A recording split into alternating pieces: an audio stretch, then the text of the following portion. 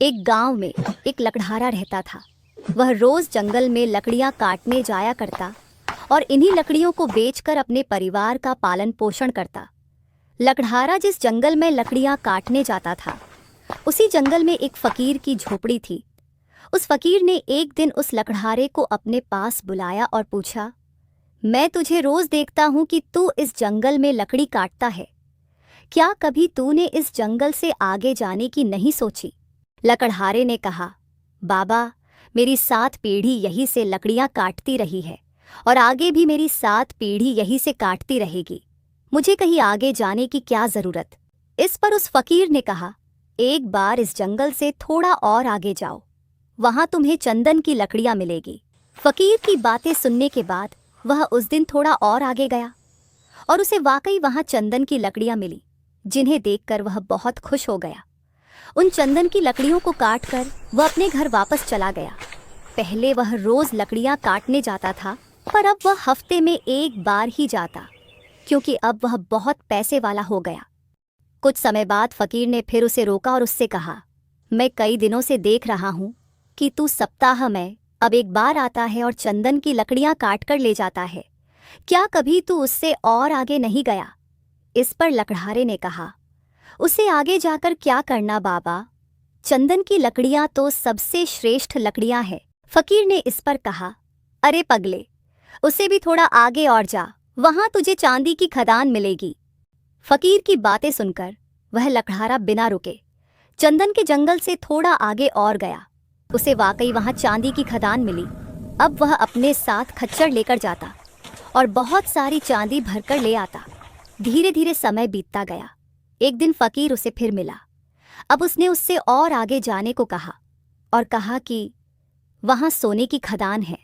फिर वह आदमी धीरे धीरे अपनी जगह का सबसे अमीर आदमी बन गया। उसके पास बहुत सुंदर घर हो गया, जो महल की तरह भव्य था। कई साल बीत गए और एक दिन वह लकड़हारा उसी जंगल से अपने रथ पर सवार होकर कहीं जा रहा था। उसने देखा कि वह फकीर अपनी कुटिया के चबूतरे पर ध्यान लगाए बैठे हैं। फकीर को देखते ही वह आदमी रथ से उतरा और उन्हें प्रणाम करते हुए बोला, आप बहुत दिनों के बाद दिखे बाबा। फकीर उसे देखकर मुस्कुराए और बोले, लेकिन आज भी मैं तुझसे वही प्रश्न पूछता हूं। लकड़हारा ने उस फकीर की बात बीच में ही काटते हुए कहा, अब आप मुझसे ये नहीं कह सकते बाबा कि और आगे जाओ, क्योंकि मैं बहुत आगे चला गया हूं। पृथ्वी का पूरा चक्कर काट लिया है मैंने सोने से भी आगे हीरे जवाहरात की खदानें ढूंढ ली हैं। मुझे सब कुछ मिल गया है। अब मैंने जान लिया है कि आगे कुछ भी नहीं है। मैं पूरी पृथ्वी का चक्कर लगा चुका हूं, इसलिए अब आप मुझसे आगे जाने की बात न कहें बाबा। इस पर फकीर जोर जोर से हंसने लगे और बोले, अभी आगे बहुत कुछ है बेटा। लकड़हारा आश्चर्य के साथ बोला, उसे आगे क्या है बाबा? फकीर ने मुस्कुराते हुए कहा, उसे आगे मैं हूं।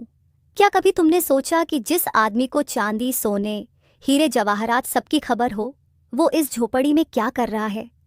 ये बात सुनकर लकड़हारा वहीं चुपचाप खड़ा हो गया और सोचने लगा, हाँ वाकई, जिस इंसान को इन सब चीज़ों के बारे में पता है, वह इस झोपड़ी में क्या कर रहा है।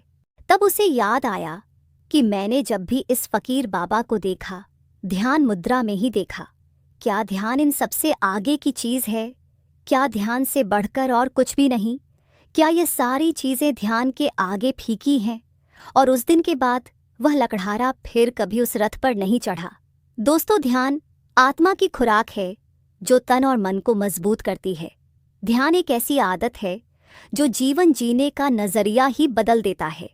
इस संसार में देखने के लिए अनेक सुंदर स्थान हैं, परंतु सबसे सुंदर स्थान है अपनी बंद आंखों से अपने भीतर देखना। इसलिए संसार की बुराइयों को देखने की जगह अपने अंदर की अच्छाइयों को देखने की आदत डालिए। तभी तो किसी ने कहा है कि जैसी दृष्टि वैसी सृष्टि।